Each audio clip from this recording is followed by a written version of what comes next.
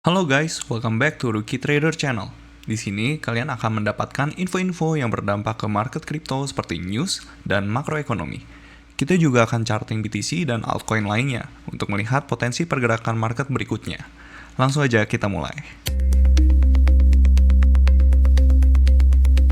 Halo semuanya, selamat datang kembali di Market Update hari Kamis 13 November 2025. Sebelum kita masuk ke pembahasan, gue mau info kalau kita akan ngadain live streaming ketika ada video update harian seperti ini yang like-nya mencapai 100. Supaya gue tahu antusias teman-teman dan gue juga jadi semakin semangat ke depannya ya. Semoga bisa tercapai 100 likes-nya. Langsung kita ke pembahasan. Hari ini kita berada di persimpangan dovish dari The Fed, bullish dari politik, dan bearish dari China.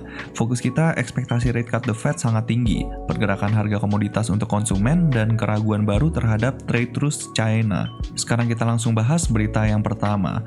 Meskipun Jerome Powell bersikap hati-hati, pasar dan para ekonom menunjukkan keyakinan yang luar biasa tinggi terhadap rate cut The Fed di bulan Desember.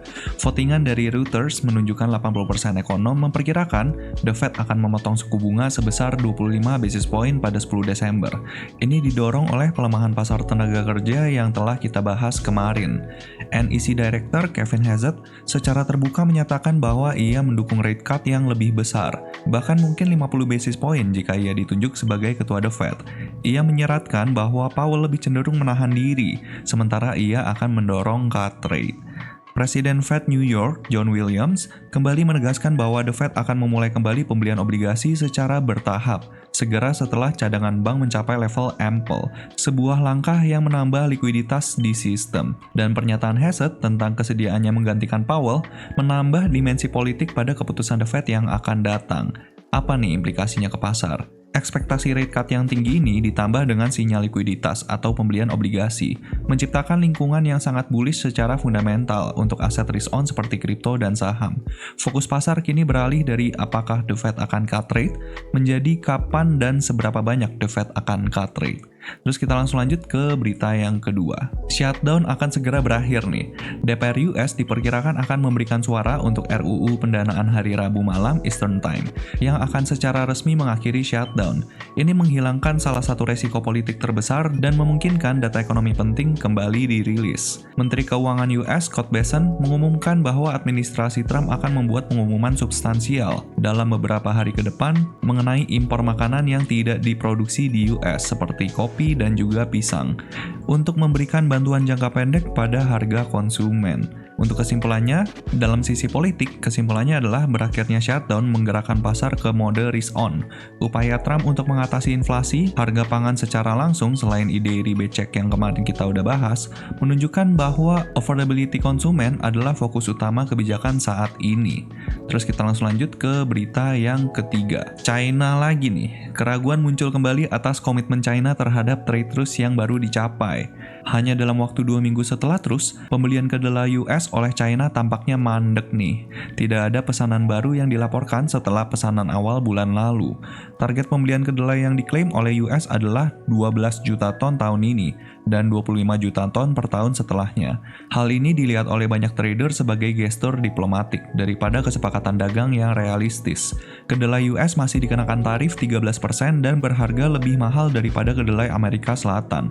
Pembeli komersial China tidak memiliki insentif untuk memenuhi target tersebut.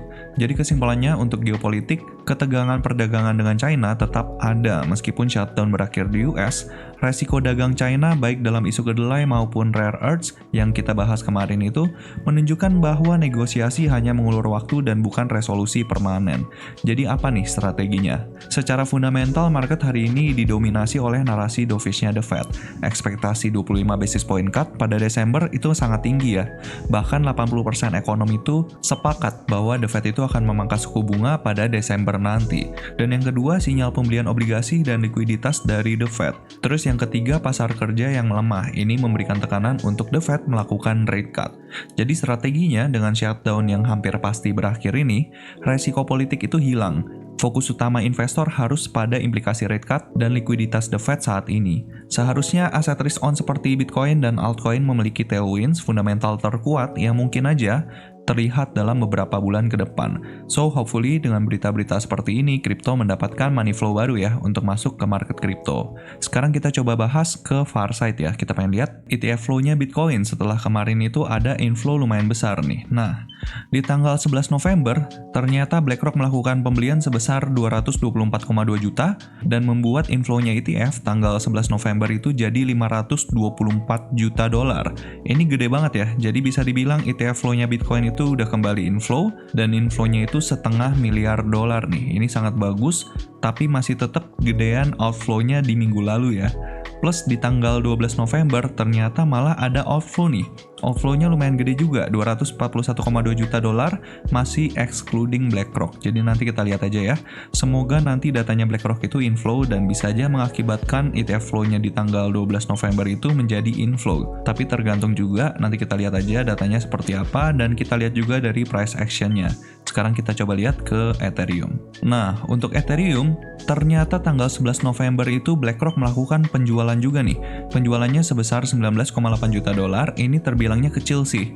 Tapi dengan BlackRock melakukan penjualan tanggal 11 November, ETF flow-nya itu menjadi outflow nih.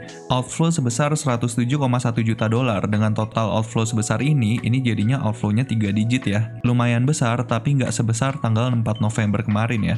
Jadi bisa dibilang sekarang ETF flow-nya Ethereum itu udah outflow, tergambarkan juga dari price action-nya karena secara weekly kemarin kita udah bahas Ethereum itu udah kembali bearish gitu. Kalau misalnya kita mau lihat dia bullish, kita benar-benar harus lihat secara internal structure-nya itu dia bullish dulu gitu. Dan ditambah lagi outflow-nya tanggal 12 November, ini outflow sebesar 92,7 juta dolar. So ini lumayan buruk ya, karena belum termasuk BlackRock aja udah mau 3 digit nih. Kalau misalnya BlackRock melakukan penjualan juga, otomatis ETF flow-nya Ethereum itu kembali outflow dan outflow-nya bisa aja lebih dari 3 digit. Jadi untuk sentimen ETF flow di Ethereum itu masih buruk dan masih belum bisa menciptakan euforia ke market dari ETF flow-nya. So be careful, kita lihat aja nanti dari price action-nya. Sekarang kita bahas ya ke price action. Kita mulai dulu dari S&P 500. Oke, untuk S&P 500 kita bisa lihat ya, sama kayak kemarin pembahasannya, jadi dari 4 hour-nya itu dia still bullish. Ini bisa dibilang pergerakannya still good ya, dia masih menciptakan higher high, bahkan di internalnya dia berhasil MSS nih. Jadi kita lihat dari 1 hour-nya. Secara 1 hour, seperti yang kita udah bahas kemarin, dia udah MSS to bullish di sini, dan demand-nya itu di sini. Ini demand 1 hour-nya. Sepertinya sih udah di retest ya. Di sini kelihatan dia udah di retest 2 kali dan dia sekarang udah mantul dari demand 1 hour ini. So kita lihat aja pergerakannya seperti apa nanti pada saat New York Session ya. Karena kita tahu kemarin kripto itu lumayan mantul tuh pada saat London Session. London Session kriptonya itu merangkak naik terus habis itu pada saat New York Session dibanting dengan sangat agresif gitu. Dan ya sama seperti kemarin, jangan terlalu agresif karena ketidakpastian di pasar itu lagi gede banget dan ya akhirnya ada bantingan untuk kripto kemarin, padahal nggak ada news apa-apa gitu. Dan newsnya justru bagus ya. Ini kayak S&P 500 itu turunnya nggak terlalu agresif, tapi kalau misalnya kita lihat ke kripto, itu justru agresif banget. So, nanti kita lihat aja untuk price action-nya ke kripto. Sekarang kita bahas dulu dari Bitcoin Dominance ya. Untuk Bitcoin Dominance, dia masih nggak kemana-mana nih. Dia benar-benar cuma channeling aja di sini, dan masih sama pembahasannya seperti kemarin. Jadi kita lihat aja mana yang lebih dominan nih, antara bulls-nya atau bears-nya. Karena di sini udah mulai kelihatan ya, dia channeling aja, dan tinggal kita lihat nih, apakah dia breakdown ke bawah, atau justru sekarang dia bakalan mantul lagi, dan akhirnya channeling lagi nih. Bisa aja dia sampai ke supply 1 hour ini, baru habis itu dia ada rejection, kita nggak tahu. Tapi hopefully, dari pergerakan yang sekarang itu bisa menciptakan breakdown ya. Kalau misalnya dia breakdown dari sini, ini adalah sinyal yang bagus banget. Bisa jadi money flow itu masuk ke altcoins juga gitu. Tapi kalau misalnya dia naik lagi, ya wajar-wajar aja ya. Karena seperti pembahasan kita kemarin, kalau misalnya kita mau lihat rally di kripto, biasanya money flow itu akan masuk ke Bitcoin dulu, baru habis itu ke altcoins di bawahnya. So itu sangat wajar sekali, tapi tinggal kita lihat dari market structure-nya nih. Selama 1 hour-nya itu still bearish, itu masih bagus, kecuali dia breakout dari 1 hour ini baru pertanda buruk banget ya. Pertanda buruk banget artinya bakalan ada tekanan jual lagi untuk altcoins, kayak gitu. Terus sekarang kita langsung lanjut aja ya ke Bitcoin. Kita pengen lihat pergerakannya Bitcoin seperti apa kemarin. Sekarang kita bahas dari 15 menit dulu ya. Kemarin gue ada lihat komen dia bilang Bitcoinnya kena SL ya. Nah, di sini gue pengen bahas ya, Bitcoin-nya apakah kena SL apa enggak.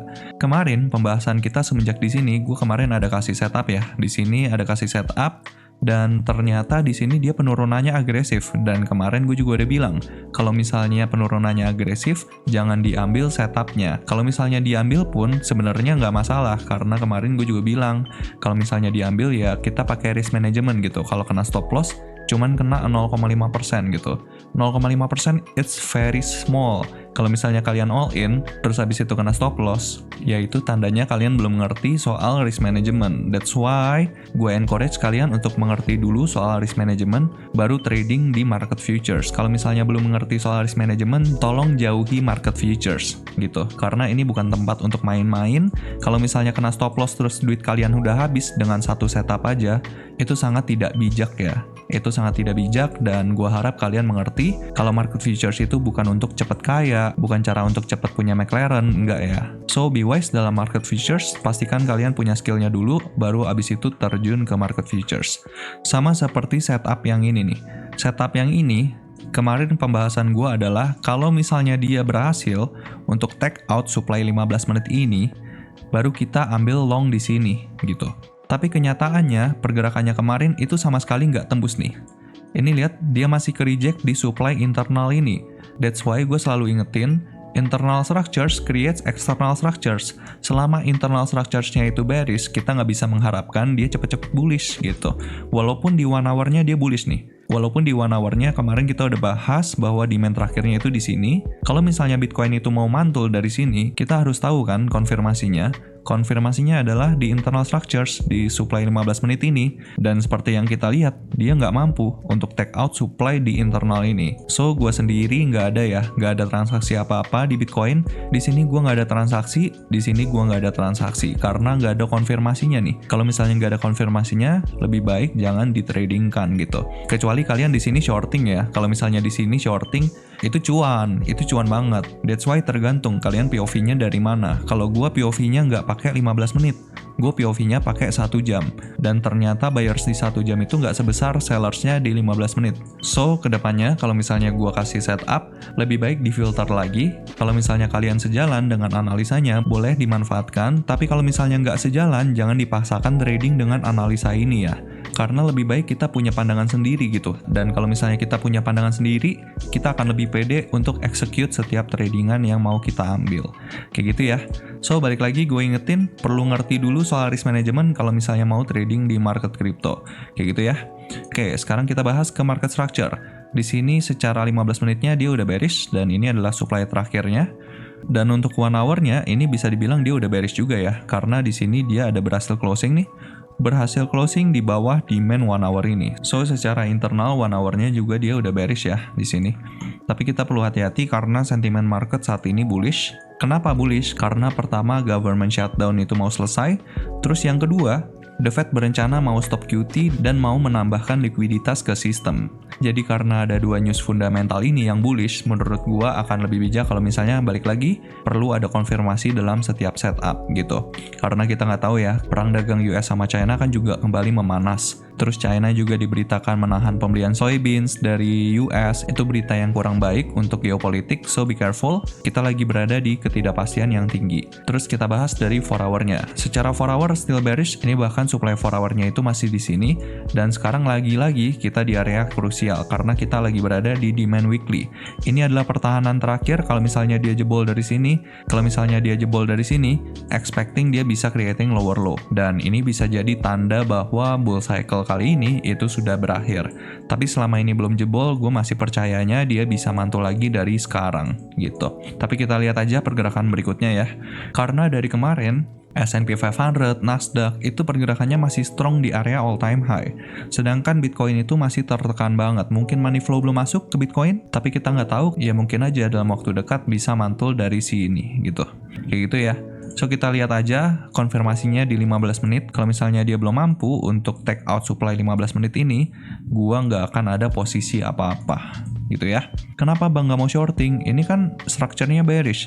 Iya, gue setuju. Ini structure-nya bearish, bagus kalau misalnya mau shorting gitu. Tapi bias gue personal, ini sebenarnya nggak baik sih. Karena nggak objektif ya. Tapi kita lagi-lagi di demand weekly ini gitu. Gue ngelihatnya ini sebagai kesempatan kalau misalnya mau swing trading. That's why gue masih nunggu konfirmasinya nih, gitu. Kalau misalnya gue mau shorting pun, mungkin gue akan nunggu di area-area sini, nggak di area sini, karena terlalu deket ke area krusial, seperti itu. Kayak gitu ya. So, kita tunggu aja untuk Bitcoin. Semoga dia ngasih konfirmasi yang jelas kalau misalnya kita mau trading kan gitu. Kalau misalnya kalian mau trading kan di sini boleh ya. Karena udah kelihatan juga di sini ya. Di supply 15 menit ini di respect, terus habis itu dia mengalami rejection dari situ gitu. Kalau misalnya kalian mau nunggu di sini juga boleh. Asalkan kalau misalnya kena stop loss, itu kalian nggak baper gitu. Karena yang penting itu risk management. Kalau misalnya kalian kena stop loss, baper, berarti resiko kalian kebesaran gitu. Tinggal kecilin aja resikonya, seperti yang ada di video risk management. Jadi terserah kalian, kalau misalnya kalian mau ngurangin resiko, it's okay gitu. Karena ini terhitungnya juga scalping gitu, intraday trading gitu. Kayak gitu ya. Oke, kayak gitu untuk Bitcoin, terus kita langsung lanjut ke Ethereum. Oke, untuk Ethereum ini sayang banget ya. Jujur gue udah ambil tradingan ini karena gue ngeliatnya di sini buyers udah lumayan masuk, terus dia ngasih konfirmasi, terus habis itu dia turun lagi. Pada saat turun lagi, ini gue masuk lagi ya, size-nya lumayan besar, terus habis itu dia naik kenceng, kayaknya udah nyampe berapa R nih? Udah nyampe 2 R lebih ya, udah nyampe 2 R lebih, terus habis itu jujur gue nggak take profit ya. Gue nggak taking profit, terus habis itu dia turun sekencang ini. Gue nggak expect sekencang ini, dan akhirnya gue kena SL break even. So, nggak untung, nggak rugi. Kayak gitu ya. So, kalau misalnya kalian masih mempertahankan setup ini, menurut gue boleh di-cut. Kenapa boleh di-cut? Karena kita tahu, di sini buyers-nya nggak mampu untuk take out supply internal ini nih. Gitu. Walaupun dia kasih reaction di demand 15 menit ini, tapi sellersnya ini lebih agresif gitu. Ini sellers agresif tuh seperti ini nih. Dia nggak kasih buyersnya taking control sama sekali gitu. Baru sekarang ada pelemahan momentum karena retest lagi ke demand 15 menit ini. Tapi menurut gua momentumnya udah nggak bagus karena dia udah berhasil take out support ini nih. Ya kan? Kalau misalnya buyersnya itu taking control, harusnya harganya itu nggak tembus dari support ini. Kayak gitu. So, expecting masih bisa bikin lower low. Lower low-nya gue ngelihatnya masih bisa ke area sini sih. Mungkin ke area sini, karena di sini masih ada order block ya. Kayak gitu, untuk Ethereum masih ada pelemahan momentum. Kita lihat aja apakah dari sini dia bisa mantul atau enggak. Kalau misalnya nggak bisa mantul, expecting dia bisa nyampe ke harga 3264 sampai 3195. Kayak gitu ya. Kayak gitu untuk Ethereum. Terus kita langsung lanjut ke pembahasan Hyperliquid. Ada yang request ya, tolong bahas Hype. Kita bahas sekarang Hype. Di sini terakhir kita bahas tuh Hyperliquid itu kita bilangnya kemungkinan besar dia akan konsolidasi aja. Dan beneran ya, setelah dia ke reject dari supply daily ini, dia nyampe ke demand 4 hour ini, terus ada pemantulan kecil, terus habis itu dia konsolidasi aja. Karena kenapa dia konsolidasi aja? Pertama, secara internal structure di 4 hour, dia itu bullish di sini. Dia udah MSS tuh bullish di sini. Terus habis itu demand terakhirnya di sini, dan ini swingnya terlalu agresif dan nggak ada pullback sama sekali. Sampai akhirnya dia pullback, tapi ternyata sampai ke demand 4 hour lagi. So, secara structure 4 hour itu still bullish karena dia belum berhasil take out demand 4 hour ini. Terus kita lihat ke daily ya, karena di sini, bang ini ada supply daily, ada demand daily, kenapa kayak gitu bang? Karena di time frame daily-nya, itu dia belum berhasil untuk closing secara confident di bawah demand daily ini. Makanya gue masih consider daily-nya itu still bullish seperti itu. Tapi di internal structure-nya kita lihat di sini ada supply kan. Di internal structure-nya daily-nya itu respect nih sama supply ini. Makanya kemarin gue bilang kemungkinan besar dia akan konsolidasi aja, dan kelihatan ya. Ini bener-bener konsolidasi tingkat tinggi nih. Bearish, bullish, bearish, bullish, bearish, bullish, bearish. Jadi kayak sekarang tuh buyers sama sellers itu benar-benar lagi perang gitu. Terus karena ini konsolidasi, jadi menurut gue jangan terlalu agresif ya. Karena kita nggak tahu nih, mana yang bakal menang, sellersnya atau buyersnya. Tapi mau trading bang di Hyperliquid. Nah, kalau misalnya mau trading di Hyperliquid, boleh-boleh aja ya. Kita tinggal lihat di internal structures-nya. Secara internal structure, coba kita bahas dulu. Ini candle-nya sangat nggak jelas ya. Kita nggak tahu nih pullback-nya yang mana. Karena di sini dia turun, naik, turun, naik, turun, naik. Jadi kayak channeling aja. Di sini ada trend line, terus habis itu ketembus. Tapi secara structure, ini dia udah bullish ya. Bullish di internalnya. Karena di sini dia berhasil bikin higher high, bikin higher low, Terus habis itu dia bikin higher high lagi di sini. Kita bisa tandain coba untuk demand 1 hour-nya dulu ya. Untuk demand 1 hour-nya di sini apakah berhasil ditembus sekarang? Oke, ternyata demand 1 hour-nya ini masih di respect nih. Jadi belum ditembus sama sekali ya. Dan terakhir swing-nya itu di sini.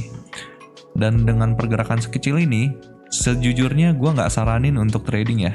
Gue nggak saranin untuk trading di aset seperti ini karena trennya itu nggak jelas gitu. Kenapa? Kan kelihatan nih bang, trennya tuh 1 hour-nya itu bullish. Iya, trennya 1 hour-nya bullish, tapi dia bergeraknya masih di sini-sini aja nih. Entah sampai kapan nih dia bakalan bergerak di sini-sini aja. Saran gue cari altcoins lain yang pergerakannya lebih jelas dan ketahuan gitu.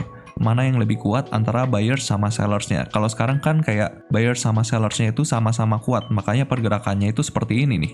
Kayak gini. Di sini memang sellersnya itu lebih dominan ya. Tapi di setiap ada penurunan, buyersnya itu udah mau masuk gitu. Tapi masuknya itu pelan-pelan, makanya pergerakannya itu seperti ini. Jadi kayak sellersnya itu kehilangan momentum turunnya gitu. Nah, makanya di sini sekarang lagi konsolidasi lagi. Kondisi seperti ini adalah kondisi di mana sellers sama buyersnya itu sama-sama kuat. Makanya dia bergeraknya di dalam channeling yang sama gitu. Kalau misalnya kejadiannya seperti ini, tunggu sampai ada liquidity sweep dulu, misalnya seperti ini, terus habis itu di internal structure-nya dia bullish, baru habis itu kita manfaatkan untuk trading. Menurut gua akan lebih baik seperti itu ya. Jadi lebih baik tunggu sampai ada liquidity sweep dulu, baru habis itu internalnya MSS, baru habis itu di pullback-nya kita tradingkan gitu. Kita manfaatkan ambil long atau misalnya kalau misalnya kejadiannya seperti ini, kalau misalnya mau taking short, ya berarti sama. Jadi kayak kita tunggu dia sampai liquidity sweep dulu, habis itu tunggu sampai MSS, baru habis itu taking short. Selama masih belum ada kejadian seperti ini, expecting dia bakalan konsolidasi terus. Entah sampai kapan ya. Kita nggak tahu sampai kapan, kita lihat aja nanti price action ke depannya. Kayak gitu ya untuk Hyperliquid. Terus habis itu kita mau bahas Wormhole. Karena ada yang request juga ya, Wormhole gimana bang? Wormhole kan koin yang di backing sama BlackRock. Kenapa pergerakannya selemah ini bang? Sekarang kita coba bahas Wormhole ya. Soal fundamental gue nggak terlalu ngikutin Wormhole. Kalau misalnya dia di backing sama BlackRock, gue kurang ngerti ya cara backingnya gimana, karena BlackRock baru bisa beli Wormhole kalau misalnya masuk ETF gitu. Setahu gue seperti itu. Mungkin lebih tepatnya itu bukan backing ya, mungkin lebih tepatnya itu kerjasama mungkin ya. Karena BlackRock itu kalau misalnya mau injek dana ke suatu aset gitu, itu dia harus terbitin ETF dulu supaya dia bisa masuk dana dan klien-klien ETF-nya juga bisa investasi di project Wormhole gitu. Tapi kan nggak ada, ETF-nya Wormhole kan nggak ada. Mungkin dia kerjasamanya dalam bentuk blockchain-nya mereka, nggak tahu ya. Gue nggak terlalu ngikutin fundamentalnya. Tapi yang kita tahu, Wormhole itu pergerakannya ya memang selemah ini gitu. Jadi kita bahas aja dari price action-nya ya. Oke, sekarang Wormhole kita bahas dari time frame weekly-nya ya. Secara time frame weekly, dia bearish ya. Di sini dia bearish. Kita tandain di sini, ini adalah supply weekly-nya. Karena ini adalah pullback terakhir sebelum dia bikin lower low. Dia udah coba berusaha untuk tembus nih, coba tembus supply weekly ini, ternyata tidak mampu ya. Jadinya akhirnya dia mengalami rejection dari situ. Sekarang kita bahas ke daily-nya. Secara daily dia juga udah bearish. Dia udah bearish semenjak di sini. Kenapa semenjak di sini? Karena bisa dibilang ini internal structure aja nih. Karena di sini inside bar, terus pullback-nya juga kecil banget. Bahkan bisa dibilang ini dia channeling aja sebelum akhirnya dia mencoba breakout ke supply weekly ini. Tapi ternyata habis itu dibanting ya. Kalau misalnya nggak ada 10-10 mungkin aja dia bisa breakout ke atas, tapi ternyata nggak bisa ya, kayak gitu. Kenyataannya seperti ini, lumayan pahit karena hampir semua altcoins pergerakannya seperti ini gitu. Terus kita bahas daily-nya itu still bearish ya. Bearish dengan last pullback-nya itu masih jauh nih di sini. Ini last pullback-nya, jadi bisa dibilang ini supply daily-nya ya. Ini adalah supply daily-nya. Kalau misalnya mau dibahas di internalnya boleh, tapi kita bahas aja dari 4 hour-nya ya. Kita bahas sekarang dari 4 hour. Secara 4 hour, oke, kelihatan ya. Langsung dia habis ke-reject dari supply 4 hour ini. Ini supply 4 hour-nya lumayan kuat karena dia mampu menahan pergerakan Wormhole itu untuk tetap bearish karena udah pernah di-retest sekali, di-retest 2 kali, masih mengalami rejection. Dan untuk support terakhirnya di sini. So, untuk 4 hour-nya still bearish. Coba sekarang kita lihat ke 1 hour-nya. Oke, untuk 1 hour di sini kelihatannya dia mau bullish ya. Tapi sebenarnya ini still bearish. Kenapa? Karena pergerakannya masih di dalam. Nah, begitu gua kasih gambar ini langsung kelihatan ya. Selama ini dia konsolidasi, baru dia sekarang melakukan pullback. pullbacknya langsung retest nih, langsung retest ke supply 4 hour ini. That's why secara 1 hour-nya itu still bearish, dan untuk supply-nya itu sama ya, letaknya sama 4 hour. Karena letaknya sama, gue akan langsung bahas aja ke 15 menit ya, supaya kita tahu nih, internalnya seperti apa. Oke, secara internal bullish di sini. Di sini dia back to bearish karena dia berhasil breakdown dari demand internal ini.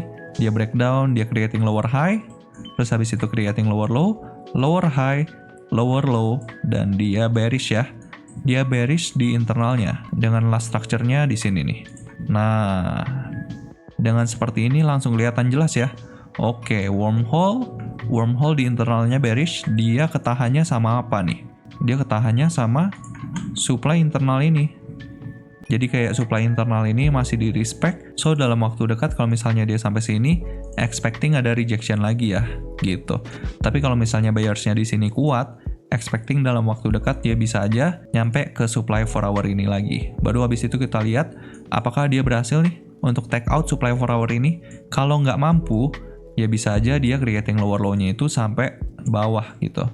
Dan ya menurut gue sih altcoin semuanya udah tertekan parah ya.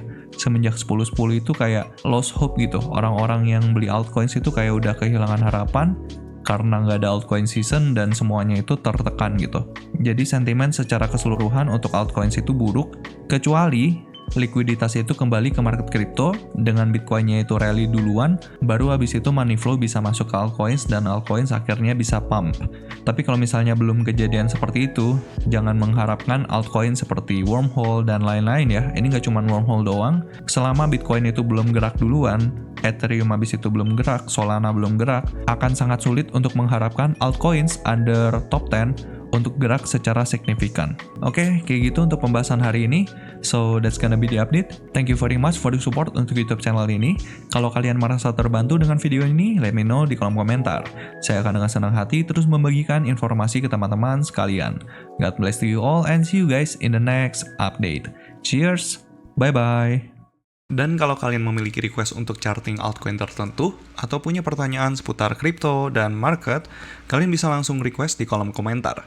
Thank you sudah menonton video ini sampai akhir. Kalau kalian merasa video ini bermanfaat, kalian bisa like, nyalakan notifikasi, dan pastinya subscribe ke channel ini. See you guys in the next video.